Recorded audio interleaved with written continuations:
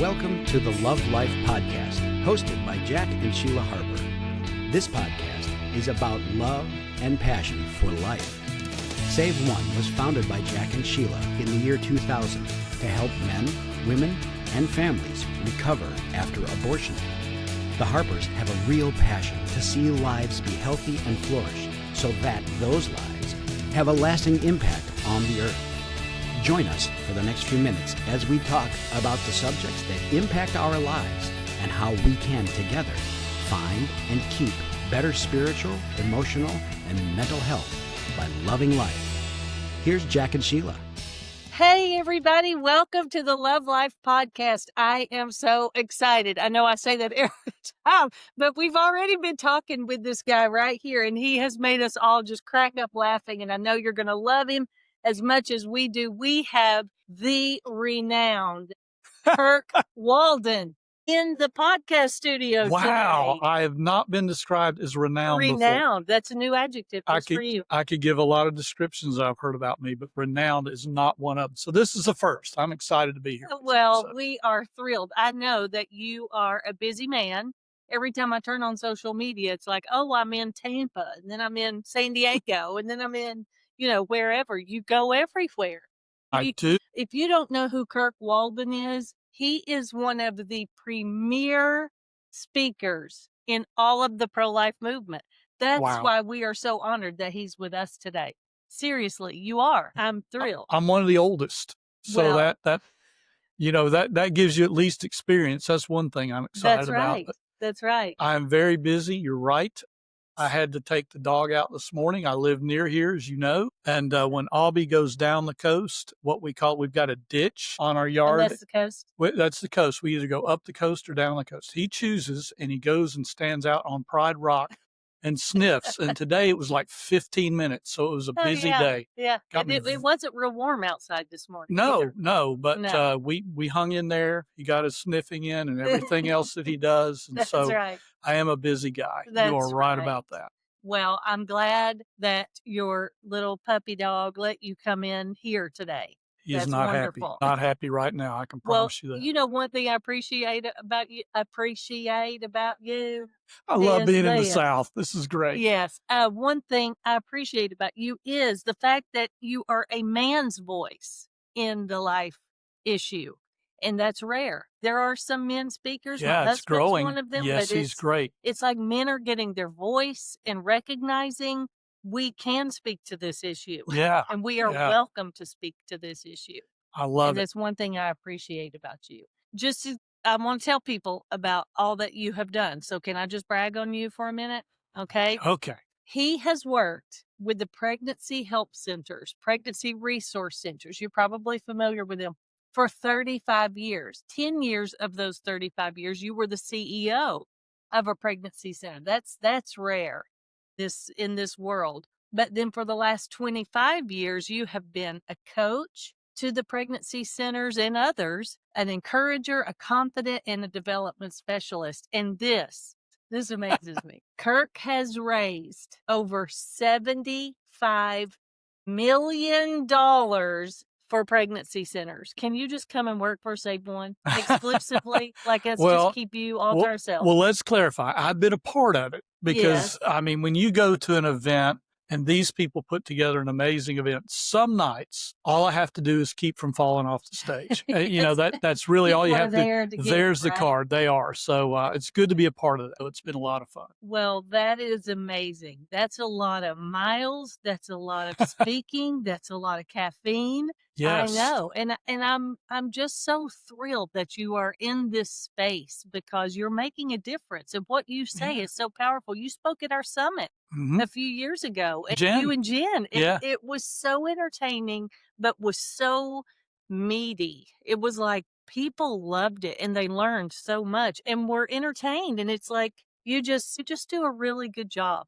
Well, and I appreciate you. I like to laugh, and if we can bring things in while we're laughing that make people think, that's what I really like to do. When I go somewhere, I don't want to just do a thing or a gig or something like that. I really like getting to know people. And then again, we use laughter and we use different things just to get people engaged. Because I Yeah. think when people connect with you, and we'll talk about this probably more now, when we're vulnerable with people, they connect. And this is Yes. what you're doing so well, is because women who are coming into the Save One and they're going through everything at different, all of your affiliates and everything, as they walk through what you guys are teaching and they begin to find healing, then they are vulnerable with others. And I'm telling you, this is where awakening begins. Absolutely. It's when people are vulnerable. Oh, and we see it all the time. It's yeah. so incredible. You do If that we'll very be, well. if we will be real with people, Yes. Well, they'll you connect. do that. You do that in your writing too.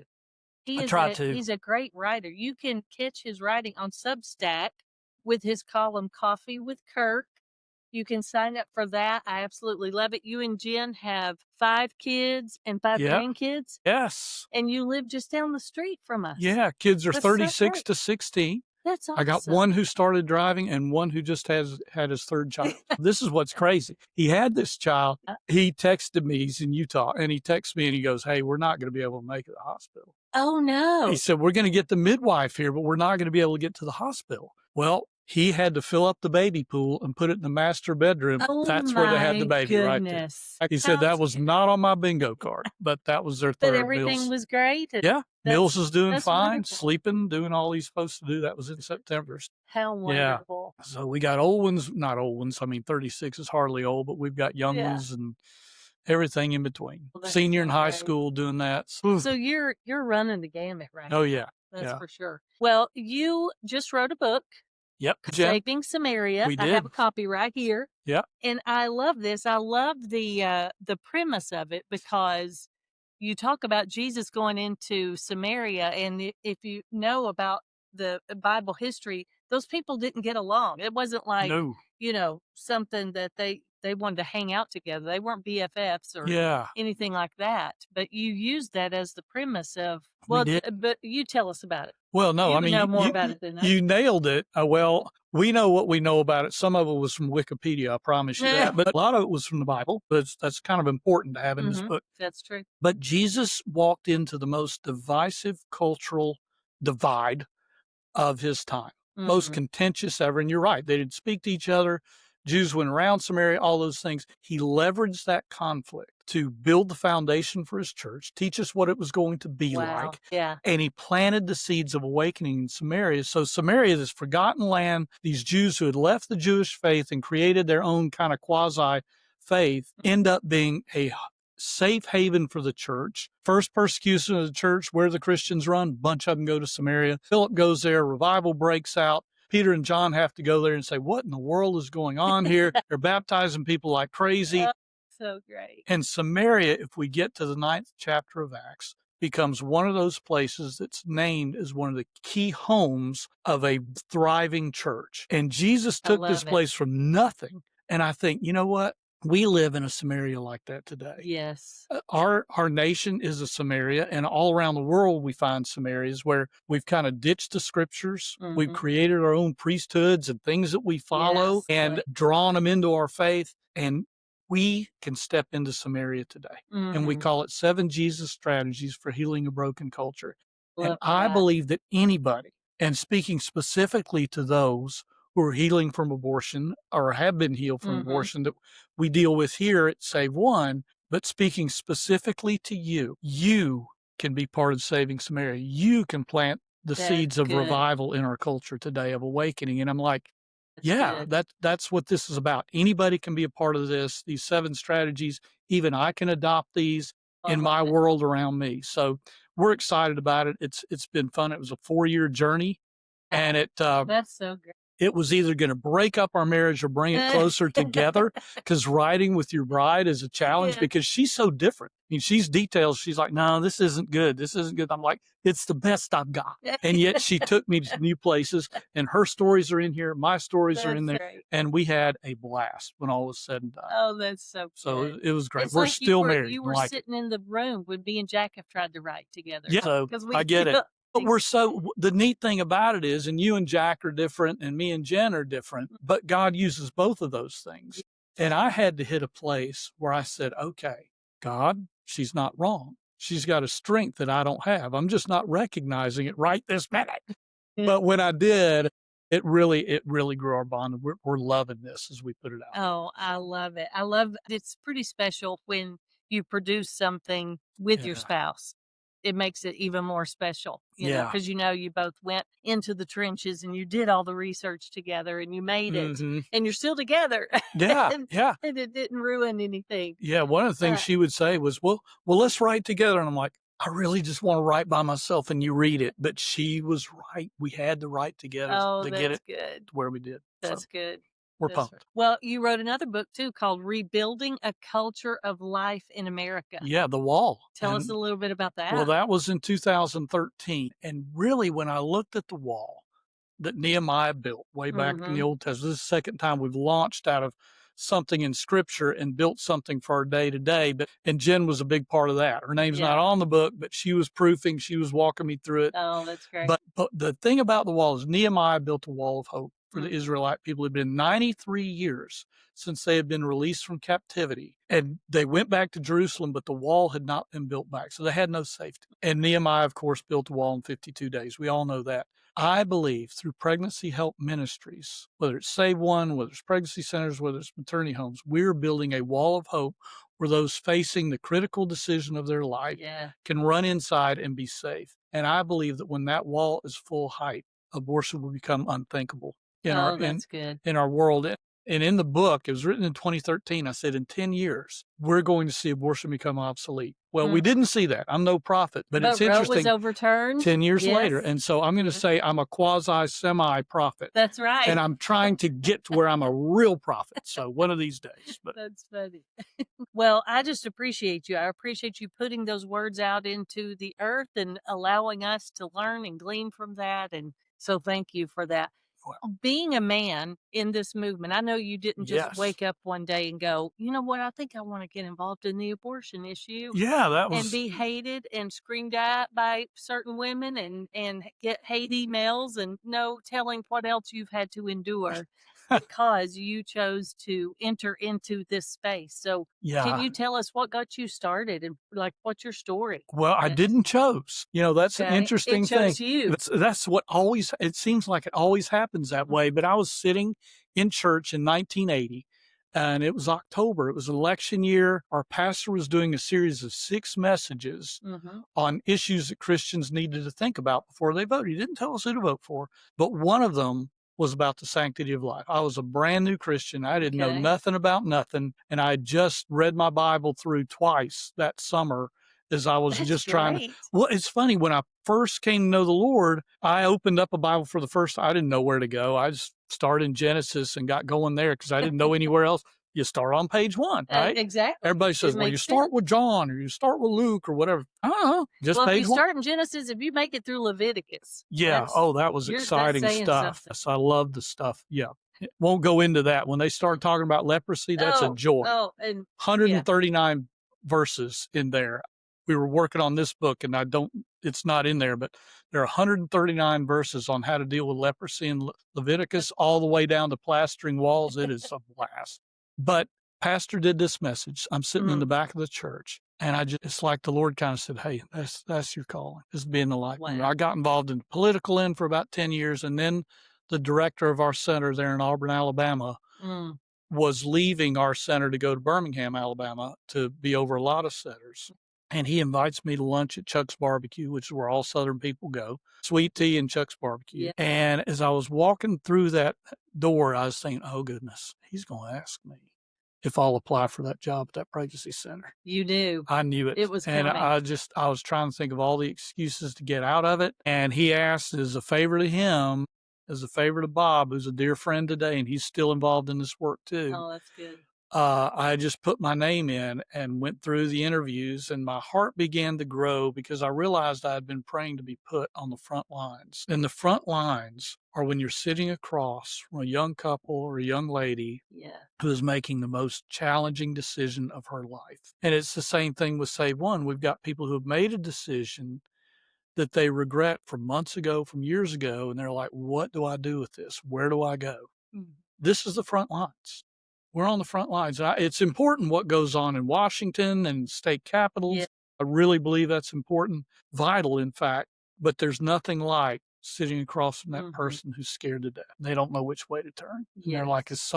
does anybody care? My boyfriend and I, we're not getting along right now, and I don't know where I'm going to go. Mm. That's the front line. So that's how I got started. I Wow. started at the center in 91. I was there 10 years. And That's awesome. there's an old movie, Mr. Holland's Opus. It wasn't an old movie when I watched it, but now it's an old movie with Richard Dreyfuss, and he's a band director, and he really is writing his big opus, his big concerto or whatever it is. That's what he really wants to do. And he ends up staying with that high school for 30 some odd years. And I think, wow. this is kind of my opus, is I really didn't plan on doing this for more than a couple of years. And then I realized I'm not going anywhere. It's actually a calling. Yeah. It's almost like once you see it, you can't unsee it, and That's you right. can't walk away from it Yeah. because you see the horror Yeah. that's going on in our country. Yeah. And you see people who are saying, I'll step in.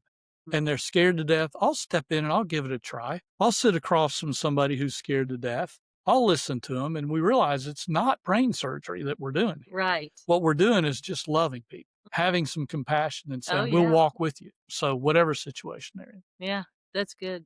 Well, I'm thankful that you said yes. And I can imagine that the pregnancy centers that you have helped and spoken at and raised money and brought enlightening to from the people in the audience, that they I are love it. all thanking God that you said yes. Well, I'm the one who's thanking God I said yes. You know, I get to do this. I tell people from Fairbanks, Alaska to Port St. Lucie, Florida, I've gotten to say yes. And people go, oh, it must be tough being on the road all the time. I'm like, you realize what I get to do? Right. I get to stand up and people actually listen. Well, some of them are listening to me anyway, and that's good. Others are, they get a good nap or whatever it is, but I love Those it. are tough. And I've gotten to be in 49 states. If y'all Wow. out there are of a heart to pray. What's the one state? There you go. If you're of a heart to pray, Hawaii is still out I there. knew you were going to say Hawaii. I sense the calling. I just know he's like, you know what? In fact, I want you to spend a month out here.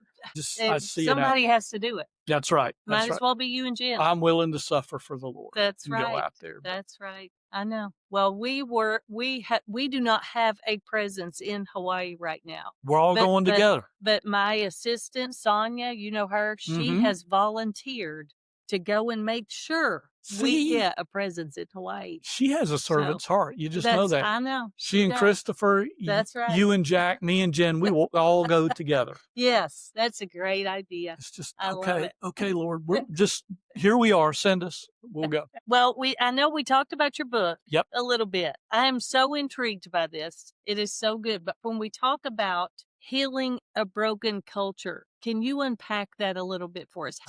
How can we apply that today? Yeah, because we've got a culture that it's chased its own gods in a lot of ways. And we can curse that. We can get angry about it.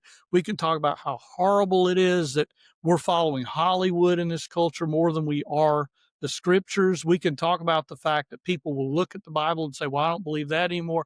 I don't believe this anymore. We can talk about that and we can curse it, or we can engage that culture. Oh, that's good. And when I think about our audience today, and those, again, who are healing from abortion in the midst of it, or helping to heal others from this, I love it, because one of the key strategies we have is go. That's the first strategy. Jesus crossed into Samaria, right? That's the first. That's good. He went and waited at a well for a young lady who had 5 husbands and was living with a guy. Yes, that's one of my favorite stories. We say a checkered past and a messy presence. But he chose her to go to those people, her people, and say, he told me all the things that I've done. That's who he chose. And I think if we've got what we believe is a checkered past, if we've got what we believe is just a mess that we're dealing with, then Jesus is like, hey, all you need to say is yes, because that's who I'm looking for. That's right. Oftentimes, Jesus, I don't believe, is looking for the people who've got it all together already, because a lot of times I don't see my need for him when I feel like I've got it all together. Right. I just don't. But he's looking for us, and he's looking for us to go, and he sees potential in us that other people don't see. The Samaritan woman, nobody saw the potential in her. I'm just going to be honest. I would not have picked her to be my first ambassador to an entire group of people. That's right. Hey, you probably need some training. You need some teaching. You need to sit down with Jesus for a few years. And when she dropped that water pot and ran, he just said, you go, girl. She was ready. And so she had an encounter that changed her life. And that was plenty for Jesus. And I think we are plenty for Jesus. If we have had an encounter with him that changes our life, We don't have to have it all together. We don't have to That's have right. everything memorized. Let's just Yeah. go. And that's what he did. And that's one of the key strategies we mentioned earlier. Just being vulnerable is a key strategy. Tell our story. That's what she did. She said, come see a man who told me all that I've done. She told her story. And guess what? As John points out, they went out to follow him, not because she said, you know what? I have met the Messiah. She did say, is this not the Messiah? But she didn't pontificate on, this is what I learned from him, and he gave me living water. Yes. And let me explain. No, none of that stuff. She just said, come see a man, pointed the direction to Jesus. He had brought her healing right there. She said, you go. And I think the three things that jump out, there's 7 strategies, but the 3, one is to go. Let's just be willing to go. Number 2 is let's remember Jesus sees incredible potential in us that we may not see in ourselves. That's right. That's huge. Yeah, because like in the Samaritan woman, one of the things he saw was courage. The first thing he asks her is, give me some water. And what does she do? She says, how is it that you, being a Jew, asked me, a Samaritan woman, for some water? She had a little bit of sass. I get it. But I think he smiled because he thought, she's got courage. Yeah. And she still had hope. When you get to the end of the story, she says, you know, I know that when the Messiah comes, he'll declare all things to us. And he says, this girl, she's got a mess in her life. She didn't say, I'm going to stop living with this man and all that. I'm guessing she did. I don't know. But he didn't have all that information. And he looks at her and goes, you know what? She's still got hope. So I'm going to tell her who I am. She gets to be the first. Before That's Peter and good. John and all those, he says, I who speak to you am he. And I'm like, yeah, he saw potential in her. He sees potential in us. Sometimes we don't see it, but he sees it. So we've just got to see that potential that he has in us. And then we've got to be vulnerable. Let's tell our stories. That's right. We'll tell our stories. Well, I love that. Everything. You said something just now. When you were starting out, you said we can pontificate or we can argue or complain about all we of can these curse things all that the are bad happening. things.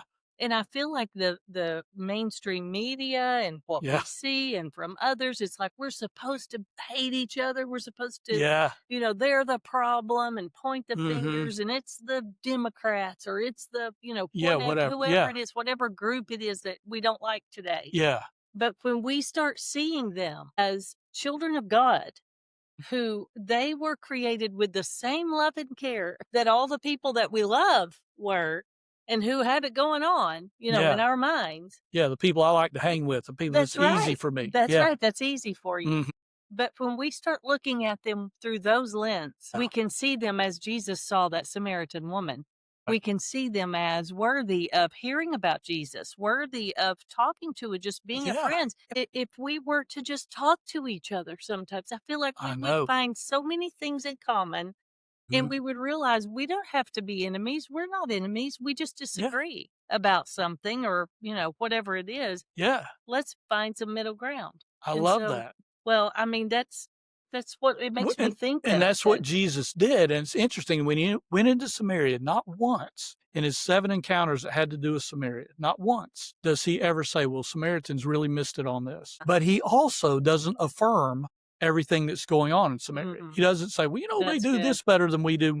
No, he didn't do that. He didn't sacrifice his principles. But I believe, and I'm a college football fan because I live in the South and that's one of our jobs. Oh, I am too. So as long as it's Tennessee. I've got 2 who went to Tennessee, a son-in-law and a daughter. Oh, that's great. So Go we're Big Tennessee Orange. fans. I went to Auburn. I sent 2 to Vanderbilt. And I've got one, I don't even want to get into where one could possibly go to school. But oh, we won't say that. No, not on the air. But I'm a college football fan. Yes. And these coaches go in and they look at these athletes and they recruit them, right? They tell them how great they could be. Yes. For their school. The a lot of money. Yeah, now it's a lot of money. It's legal to do that. But I think Jesus went into Samaria as a recruiter. It's easy to go and see somebody who's different and who's struggling and who's marginalized, like the Samaritan woman, and go, you know, she needs to come to Jesus meeting. But every come to Jesus meeting in the Bible is a positive one. That's right. The adulterous woman, come to Jesus was a great thing for her. It saved her life and changed her life. Samaritan woman, her come to Jesus meeting totally transformed who she was, from woman coming alone with no friends to evangelist. Wow, that was quick. I think if we looked at those people we disagree with, not as somebody to convince and fix, but a person to say, you know what, there's something in them. If I'll see the potential, they could be amazing if they were out there recruiting for the kingdom of God. Yeah. So I've got to find those things in them that maybe, let's not worry about the stuff that I don't like or that kind of makes me uncomfortable. Let's look at what they do have. Because there's some people who are shouting very loud, even on the other side of this issue that we talk about. But I think, you know what? I don't know that they need to be that loud, but they've got something in them that says, hey, I've got a belief and I'm not afraid to share that belief. That's right. I wonder what would happen if they were on my team. Yeah, if it was used for good. Yeah, if I wasn't about defeating them, but about playing that cosmic game of Red Rover and saying, Red Rover, you come on over.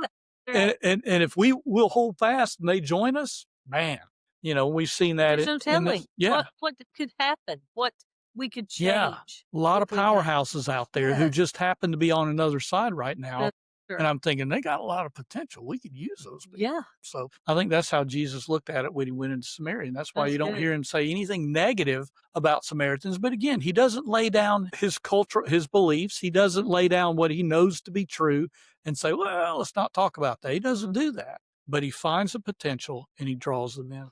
That's good. Okay, what if we did that? You're going to want to get this book. I promise you. You want this book. Okay, I got one more question for you, okay? For someone listening out there. Yeah. What is one thing any person who is listening or watching can implement to lead those around them to love life more than they are right now? Well, that's a good question. It's funny because we've talked about vulnerability. Yes. And that is such a big one. But I think the second one, and I don't mean to go back to this, but I think one of the biggest things we can do is remember that our DNA as believers is compassion. That's right. That is in our DNA. God puts it, if the Spirit is in us, we are people of compassion. And remember that there are people out there who are hurting. And a lot of people come in to our ministries, whether it's to Save One ministry, whether it's a pregnancy center, whatever it happens to be. And on the outside, they got it all together. And you know what? I don't know why I'm here. I know that I need some healing here, but I'm not really sure about what you're offering on the outside. But you know what they need more than anything else? Is they need compassion through listening ears. And it means sometimes dressing their wounds a little bit. And it means we have to get messy. And I don't like this because I like everything being clean and cool and, like what easy.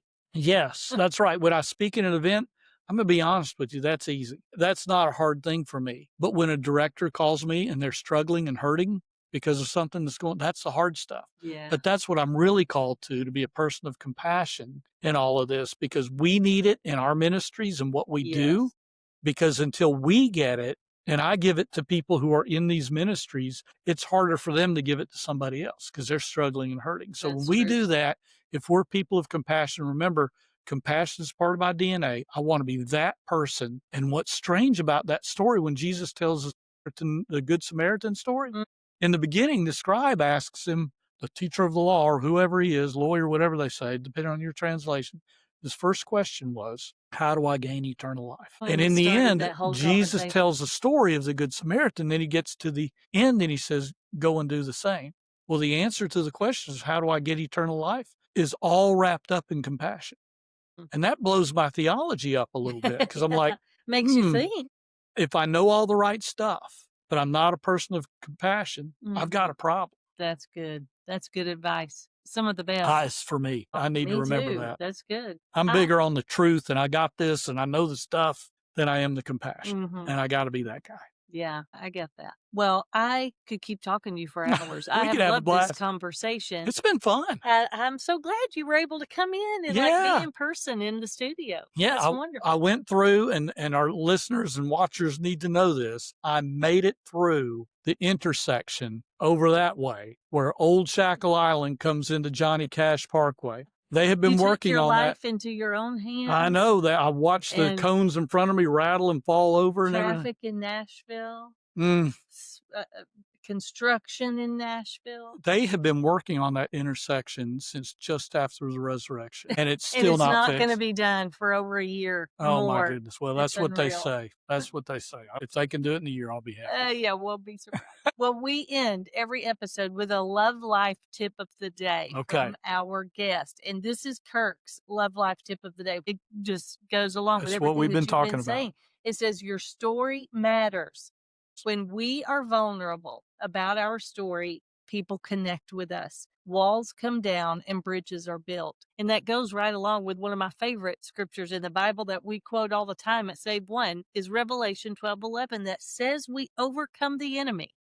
It says him, but they're talking about the enemy. Yeah. By the blood of the Lamb and the word of our testimony. That's right. So your story is more powerful than the enemy. It's huge, it's powerful, and we must tell it. So Amen I to love that. that. That's a great way to love life on a bigger and greater level. I love it.